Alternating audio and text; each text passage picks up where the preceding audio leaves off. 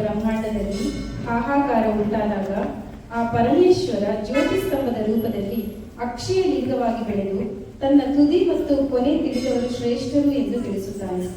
ಆಗ ವಿಷ್ಣು ವರಾಹ ರೂಪವನ್ನು ತಾಳಿ ಭೂಮಿಯ ಒಳಗೆ ಅಗೆದು ಪಾತಾಳದಲ್ಲಿ ಹುಡುಕಿದರೆ ಬ್ರಹ್ಮದೇವರು ಹಂಸದ ಮೇಲೆ ಹಾರುತ್ತಾರೆ. ಎಷ್ಟೇ ಹುಡುಕಿದರೂ ಇಬ್ಬರಿಗೂ ಆದಿ ಮತ್ತು ಅಂತ್ಯ ಕಾಣಸಿಗುವುದಿಲ್ಲ. ಆಗ ಅವರಿಬ್ಬರಿಗೂ ತಮ್ಮ ತಪ್ಪಿನ ಅರಿವಾಗಿ ಶರಣಾದಾಗ ಆ ಜ್ಯೋತಿಸ್ತಂಭ ಅರುಣಾಚಲಗಿರಿಯಾಗಿ ಭೂಮಿಯಲ್ಲಿ ನೆಲೆಯಾಗುತ್ತದೆ.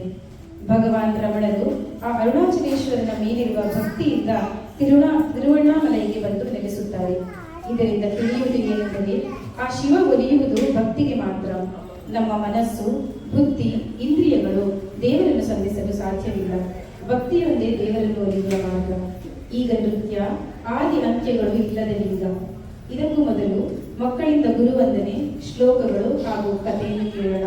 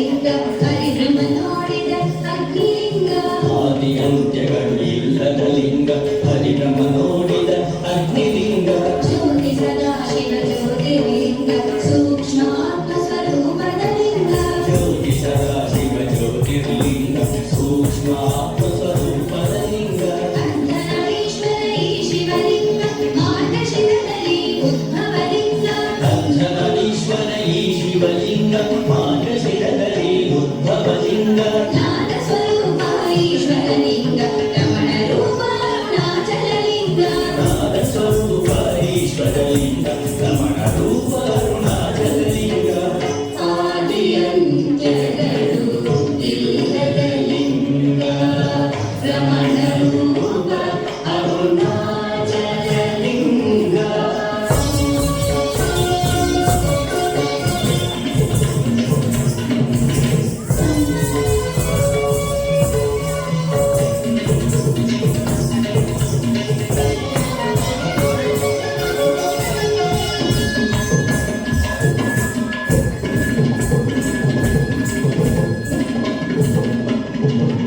ಸುಂದರ ಸುವರ್ಣ ಶೋಭಿತ ಲಿಂಗ ಶುದ್ಧ ಮಾನಲಿ ಸುಬೋಧವಲಿಂಗ ಸುಂದರ ಸುವರ್ಣ ಶೋಭಿತ ಲಿಂಗ ಶುದ್ಧ ಮನದಲ್ಲಿ ಸುಬೋಧವಲಿಂಗ ಸುರನರ ಪೂಜಿತ ಸುರುಚಿರ ಲಿಂಗ ಜನನ ಮರಣ ವಿಮುಕ್ತಿದ ಲಿಂಗ ಸುರನರ ಪೂಜಿತ ಸುರುಚಿರಲಿಂಗ ಜನನ ಮರಣ ವಿಮುಕ್ತಿದ ಲಿಂಗ ಬಂಧ ವಿಮೋಚಕ ಈ ಶಿವಲಿಂಗ ಯೋಗಿ ಜನಾನಂದ ಈ ಶಿವಲಿಂಗ ಬಂಧ ವಿಮೋಚಕ ಈ ಶಿವಲಿಂಗ ಯೋಗಿ ಜನಾನಂದ ಈ ಶಿವಲಿಂಗ ಈ ಭಾರತದಲ್ಲಿ ಪವಿತ್ರ ಲಿಂಗ ರಮಣ ರೂಪ ಅರುಣಾಚಲಲಿಂಗ ಈ ಭಾರತದಲ್ಲಿ ಪವಿತ್ರ ಲಿಂಗ ರಮಣ ರೂಪ ಅರುಣಾಚಲಲಿಂಗ ಆದಿಯಂತ್ಯಗಳು ಇಲ್ಲದ ಲಿಂಗ ರಮಣ ರೂಪ ಅರುಣಾಚಲಲಿಂಗ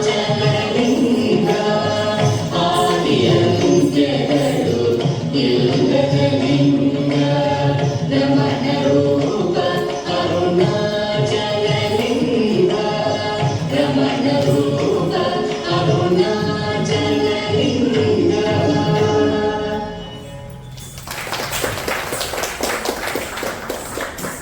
ರಾವಣ ಅಹಂಕಾರ, ದುರಾಸೆ, ಅಜ್ಞಾನ, ಅಧರ್ಮವನ್ನು ಪ್ರತಿನಿಧಿಸಿದರೆ ಶ್ರೀರಾಮ ಜ್ಞಾನ, ಸತ್ಯ, ಧರ್ಮವನ್ನು ಪ್ರತಿನಿಧಿಸುತ್ತಾನೆ.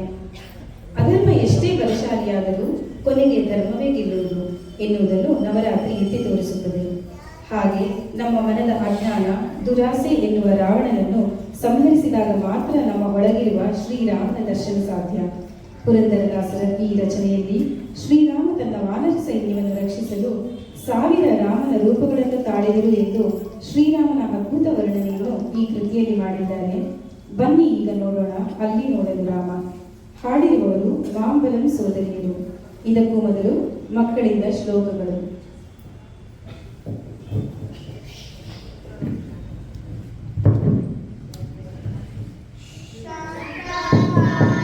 भुजगशयनं पद्मनाभं सुरेशं विश्वाधारं गगनसदृशं मेघवर्णं शुभाङ्गं लक्ष्मीकान्तं कमलनयनं योगिहृद्यानगम्यं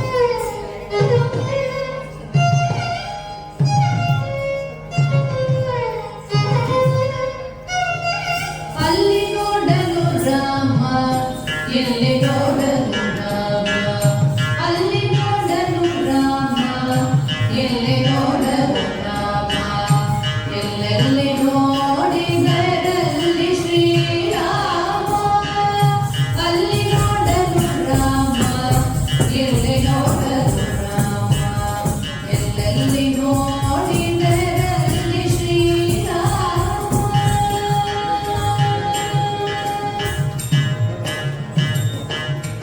ರಾವಣನ ಮೋಲ ಬಲ ಕಂಡು ಕಪಿಸೆ ರಾವಣನ ಮೋಲ ಬಲ ಕಂಡು ಕಪಿಸೆ ಆವಾಗಲೇ ಬೆದರಿ ಓಡಿದವು ರಾವಣನ ಮೂಲ ಬಲ ಕಂಡು ಕಪಿಸೆ ಆವಾಗಲೇ ಬೆದರಿ ಓಡಿದವು ಈ ವೇಳೆ ನರನಾಗಿ ಇರಬಾರದು ಗೆಳತಿ ಈ ವೇಳೆ ನರನಾಗಿ ಇರಬಾರದು ಗೆಳತಿ ದೇವರಾಮಚಂದ್ರ ಜಗವೆಲ್ಲದಾದ ಈ ವೇಳೆ ನರನಾಗಿ ಇರಬಾರದು ಗೆಳತಿ ದೇವರಾಮಚಂದ್ರ ಜಗವೆಲ್ಲದಾದ ಅಲ್ಲಿ ನೋಡಲು ರಾಮ ಎಲ್ಲಿ ನೋಡಲು ರಾಮ ಎಲ್ಲೆಲ್ಲಿ ನೋಡಿದರಲ್ಲಿ ಶ್ರೀರಾಮ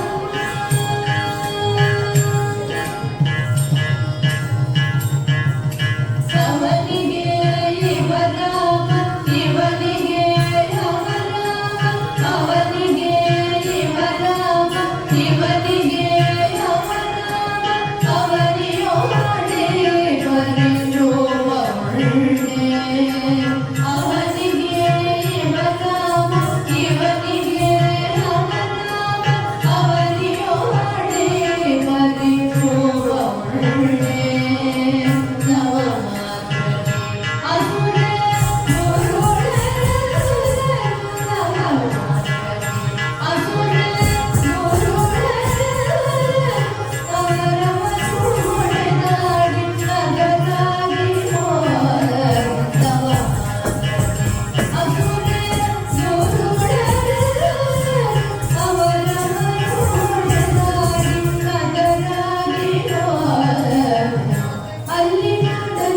ರಾಮ ಎಲ್ಲಿ ನೋಡಲು ರಾಮ ಎಲ್ಲೆಲ್ಲಿ ನೋಡಿದರಲ್ಲಿ ಶ್ರೀರಾಮ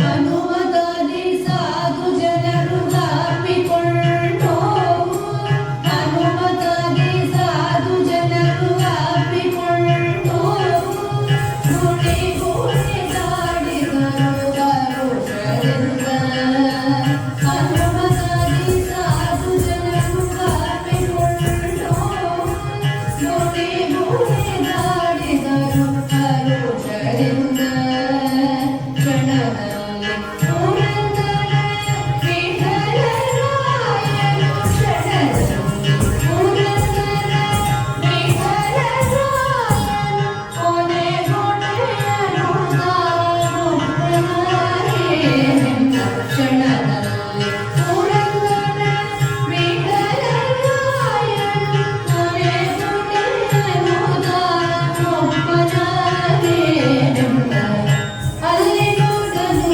ರಾಮ ಇಲ್ಲಿ ನೋಡಲು ರಾಮ ಎಲ್ಲೆಲ್ಲಿ ನೋಡಿದರಲ್ಲಿ ಶ್ರೀರಾಮ ಎಲ್ಲೆಲ್ಲಿ ನೋಡಿದರಲ್ಲಿ ಶ್ರೀರಾಮ ಎಲ್ಲೆಲ್ಲಿ ನೋಡಿದರಲ್ಲಿ ಶ್ರೀರಾಮ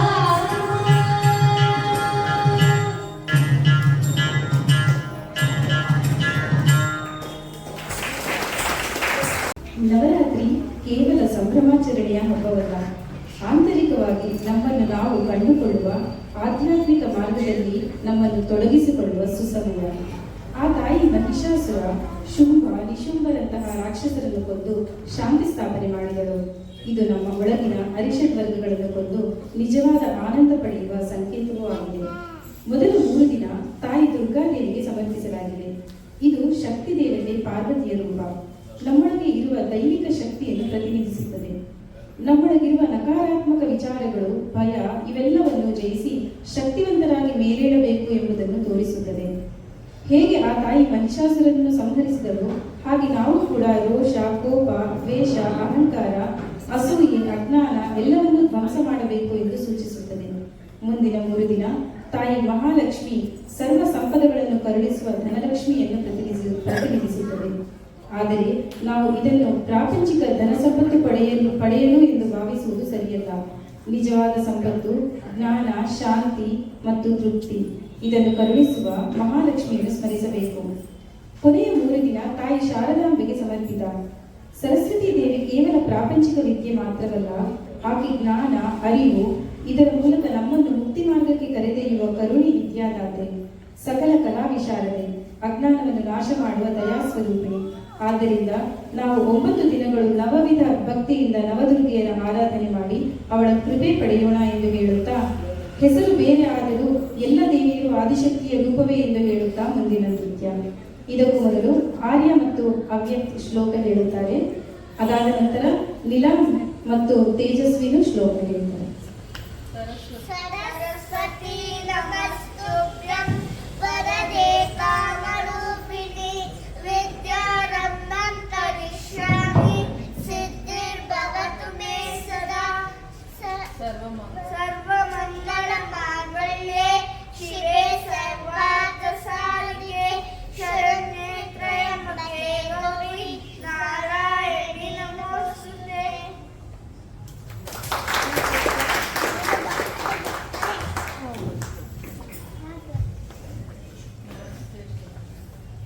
नमस्ते शरण्ये शिवे सानुकंपे नमस्ते जगद्व्यापिके विश्वरूपे नमस्ते जगद्वन्द्ये पादारविन्दे नमस्ते जगत्तारिणि त्राहि दुर्गे नमस्ते स्तु महामाये श्रीपीठे सुरपूजिते शङ्खचक्रगदाहस्ते महालक्ष्मी नमोस्तुते. नमस्ते गरुडारूढे कोलासुरभयङ्करी सर्वपापहरे देवी महालक्ष्मी नमोस्तुते. सर्वज्ञे सर्ववरदे सर्वदुष्टभयङ्करी सर्वपापहरे देवी महालक्ष्मी नमोस्तुते. सिद्धिबुद्धिप्रदे देवी मुक्तिप्रदायिने मंत्रमूर्ते सदा देवी महालक्ष्मी नमोस्तुते. आद्यन्तरहिते देवी आदिशक्ति महेश्वरी योगज्ञे योगसम्भूते महालक्ष्मी नमोस्तुते.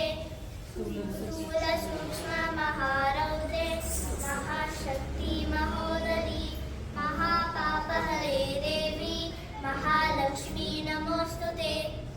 पद्मासनस्थिते देवी परब्रह्म स्वरूपिणी परमेशी जगन्मातः महालक्ष्मी नमोस्तुते. श्वेताम्बरधरे देवी नानालङ्कारभूषिते जगत्स्थिते जगन्मातः महालक्ष्मी नमोस्तुते.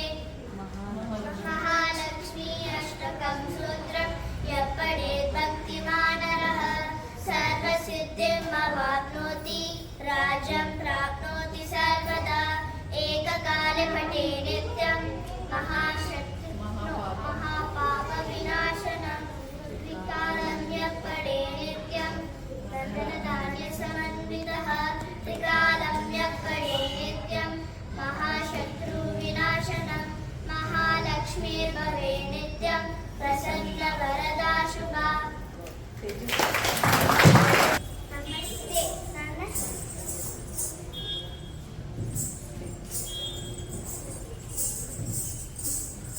ನಮಸ್ತೆ, ನನ್ನ ಹೆಸರು ತೇಜಸ್ವಿ. ನಾನು ನೊಂದಿ ಮತ್ತು ಬೆಂಕುದು ಕತೆ ಹೇಳುತ್ತೀನಿ. ರಮಣತಾತನ ಆಶ್ರಮದಲ್ಲಿ ವೆಂಕಟು ಅಂತ ಒಬ್ಬ ಹುಡುಗ ಇದ್ದ. ಅವನು ತುಂಬಾ ತುಂಟ. ಅವನಿಗೆ ಸಿಹಿ ತಿಂಡಿ ಅಂದ್ರೆ ತುಂಬಾ ಇಷ್ಟ. ಒಂದು ದಿನ ಏನಾಯ್ತು ಅಂದ್ರೆ ಭಕ್ತರು ತಟ್ಟೆ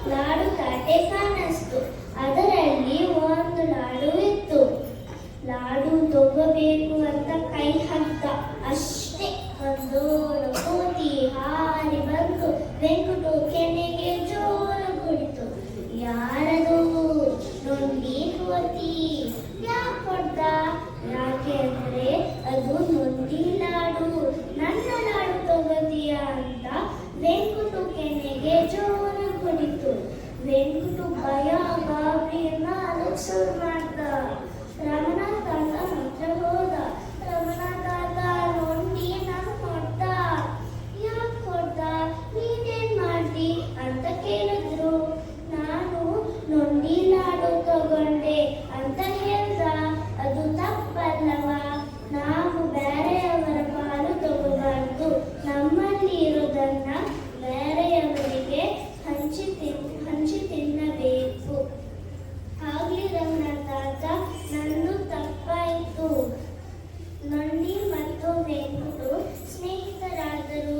ಧನ್ಯವಾದಗಳು.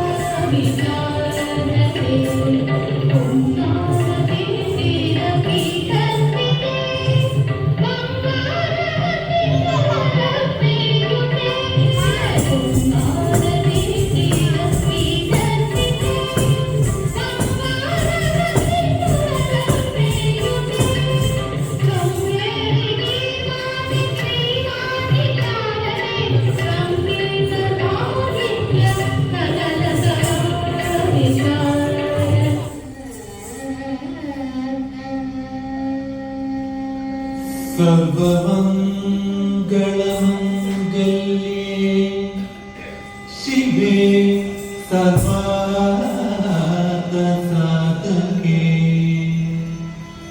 शरण्ये त्र्यम्बके गौरी नारायणी नमोस्तुते।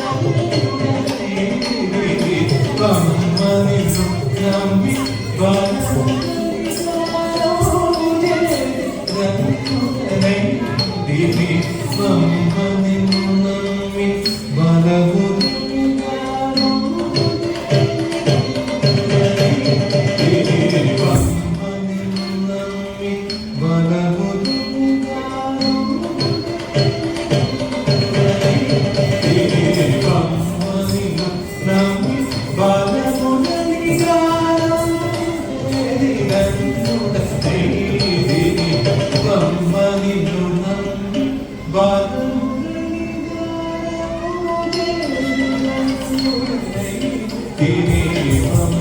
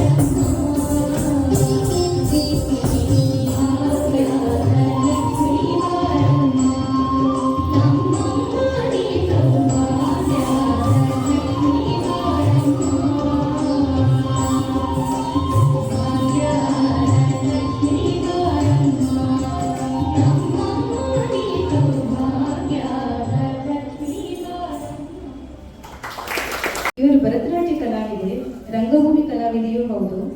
ಶಿಕ್ಷಕಿ, ಸಾಹಿತಿ, ನಿರೂಪಕಿ ಇಂತಹ ಬಹುಮುಖ ಪ್ರತಿಭೆ ವೀಣಾ ಸುಧೀಂದ್ರ ಅವರು. ಬೆಂಗಳೂರು ವಿಶ್ವವಿದ್ಯಾನಿಲಯದಿಂದ BA ಪದವಿಯನ್ನು ಪಡೆದು ಭಾರತೀಯ ವಿದ್ಯಾಭವನದಿಂದ HR ಮ್ಯಾನೇಜ್ಮೆಂಟ್ನಲ್ಲಿ ಸ್ನಾತಕೋತ್ತರ ಪದವಿಯನ್ನು ಪಡೆದಿದ್ದಾರೆ. ಇವರು ತಮ್ಮದೇ ಆದ ರಸಾಮೃತ ಕಲಾಶಾಲೆ ಪ್ರಾರಂಭಿಸಿ ಮಕ್ಕಳಿಗೆ ಶ್ಲೋಕ, ಭಜನೆ, ಕತೆ ಹೇಳಿಕೊಡುತ್ತಾ ಮಕ್ಕಳಿಗೆ ಕನ್ನಡ ಕಲಿಸಲು ಶ್ರಮಿಸುತ್ತಿದ್ದಾರೆ. 10 ವರ್ಷಗಳು ರಮಣ ಮಹರ್ಷಿ ಸೆಂಟರ್ ಫಾರ್ ಲರ್ನಿಂಗ್ ಸಂಸ್ಥೆಯಿಂದ ಸರ್ಕಾರಿ ಶಾಲೆಗಳಿಗೆ ಹೋಗಿ ಮಕ್ಕಳಿಗೆ ನೃತ್ಯ, ಸಂಗೀತ, ನಾಟಕ ಹೇಳಿಕೊಟ್ಟು ವೇದಿಕೆ ಕಾರ್ಯಕ್ರಮಗಳಿಗೆ ಮಕ್ಕಳನ್ನು ತಯಾರು ಮಾಡಿದ್ದಾರೆ. ಚಿರಂತನ ವಿಶೇಷ ಚೇತನ ಮಕ್ಕಳ ಶಾಲೆಯಲ್ಲಿ ಸಹ ಶಿಕ್ಷಕಿಯಾಗಿ ಕೆಲಸ ಮಾಡಿದ್ದಾರೆ. ಪ್ರಸ್ತುತ ಇಸ್ಕಾನ್ ಸಂಸ್ಥೆಯ ಮಕ್ಕಳ ಸಾಂಸ್ಕೃತಿಕ ಚಟುವಟಿಕೆಯಲ್ಲಿ ಒಂದಾಗಿ ಪ್ರಮುಖ ಭಾಗವಹಿಸಿದ್ದಾರೆ. ವೀಣಾ ಸುಧೀಂದ್ರ ಅವರಿಗೆ ನೃತ್ಯದಲ್ಲಿ ಅಪಾರ ಆಸಕ್ತಿ ಇದ್ದರೂ ಕಲಿಯುವ ಅವಕಾಶ ತಡವಾಗಿ ದೊರೆಯಿತು. ಅವರು ಲಾಸ್ಯ ಅಕಾಡೆಮಿ ಆಫ್ ಡ್ಯಾನ್ಸ್ ನೃತ್ಯ ಶಾಲೆಯಲ್ಲಿ ಗುರು ವಿದುಷಿ ಶ್ರೀಮತಿ ಲಕ್ಷ್ಮೀ ರೇಖಾ ಅವರ ಬಳಿ ಕಲಿಯಲು ಪ್ರಾರಂಭಿಸಿದರು. ಅವರ ಉತ್ತಮ ಮಾರ್ಗದರ್ಶನದಲ್ಲಿ ಕಲಿತು ಅವರ ಅನೇಕ ಕಾರ್ಯಕ್ರಮಗಳಲ್ಲಿ ಭಾಗವಹಿಸುವ ಸುಯೋಗ ದೊರೆಯಿತು. ಪ್ರಸ್ತುತ ಪಾಯಲ್ ಡ್ಯಾನ್ಸ್ ಅಕಾಡೆಮಿಯಲ್ಲಿ ಅಭ್ಯಾಸ ಮುಂದುವರಿಸಿ ಹಿರಿಯ ಕಲಾವಿದೆಯಾಗಿ ರೂಪುಗೊಂಡಿದ್ದಾರೆ. 100ಕ್ಕೂ ಹೆಚ್ಚು ಭರತನಾಟ್ಯ ಕಾರ್ಯಕ್ರಮಗಳಿಗೆ ಅವಿರತವಾಗಿ 12 ವರ್ಷಗಳು ಕಲಾ ಸೇವೆ ಸಲ್ಲಿಸಿದ್ದಾರೆ. ಇತ್ತೀಚೆಗೆ ವಿಯೆಟ್ನಾಂನಲ್ಲಿ ಅವಿಯಾ ಯೋಗ ಶಾಲೆ ಅಂತಾರಾಷ್ಟ್ರೀಯ ನಾಟ್ಯ ಮಯೂರಿ ಪ್ರಶಸ್ತಿ ಪ್ರದಾನ ಮಾಡಿ ಗೌರವಿಸಿತು. ಇದಲ್ಲದೆ ನಾಟ್ಯಶಾಸ್ತ್ರ, ನೃತ್ಯ ಮಂಜರಿ, ಮಹಿಳಾ ರತ್ನ, ಕಲಾ ಕೌಮುದಿ, ಸುಧಾ ಚಂದ್ರನ್ ಮುಖ್ಯ ಅತಿಥಿಗಳಾದ ಕಾರ್ಯಕ್ರಮದಲ್ಲಿ ಅತ್ಯುತ್ತಮ ಪ್ರದರ್ಶನ ಪ್ರಶಸ್ತಿ ಪಡೆದಿದ್ದಾರೆ. ಇವರು 150ಕ್ಕೂ ಹೆಚ್ಚು ಕವನಗಳನ್ನು ರಚನೆ ಮಾಡಿದ್ದಾರೆ. ಇವರ ಮೊದಲ ಕವನ ಸಂಕಲನ ಭಾವ ವೀಣಾ ಲಹರಿ ಉತ್ತಮ ಪ್ರತಿಕ್ರಿಯೆ ಪಡೆದಿದೆ. ಇವರಿಗೆ ಸಂದಿರುವ ಕೆಲವು ಪ್ರಶಸ್ತಿಗಳು: ಕನ್ನಡ ಸೇವಾ ರತ್ನ, ಕನ್ನಡ ಸಾಹಿತ್ಯ ಪರಿಷತ್ ಪ್ರಶಸ್ತಿ, ಹೆಮ್ಮೆಯ ಕನ್ನಡತಿ, ಸಾಹಿತ್ಯ ರತ್ನಶ್ರೀ, ಚುಟುಕು ಬ್ರಹ್ಮ ದಿನಕರ ದೇಸಾಯಿ ಪ್ರಶಸ್ತಿ, ರಾಷ್ಟ್ರೀಯ ಮಟ್ಟದ ಹೊನ್ನ ಹೊತ್ತಿಗೆ ಪ್ರಶಸ್ತಿ, ಕನ್ನಡ ಕಲಾಚೇತನ 2025, ರಂಗರಾವ್ ಮುತಾಲಿಕ್ ಪ್ರಶಸ್ತಿ, ರಾಷ್ಟ್ರೀಯ ಬಹುಭಾಷಾ ಕವಿಗಳ ಸಮ್ಮಿಲನದ ಪುಸ್ತಕದಲ್ಲಿ ಇವರ ಕವನ ಪ್ರಕಟಗೊಂಡಿದೆ. ಇವರ ಲೇಖನಗಳು ಅನೇಕ ಪುಸ್ತಕಗಳಲ್ಲಿ ಪ್ರಕಟವಾಗಿವೆ. ಇದರಲ್ಲಿ ಕೆಲವು ಗದ್ಯ ಪದ್ಯ ಸೌರಭ, ನಮೋ ವಿಶ್ವಾತ್ಮಿಕೆ, ಸಾಹಿತ್ಯ ಮಂದಾರ ಇತ್ಯಾದಿ. 100ಕ್ಕೂ ಹೆಚ್ಚು ಕಾರ್ಯಕ್ರಮಗಳಿಗೆ ಇವರು ನಿರೂಪಣೆ ಮಾಡಿ ಮೆಚ್ಚುಗೆ ಪಡೆದಿದ್ದಾರೆ.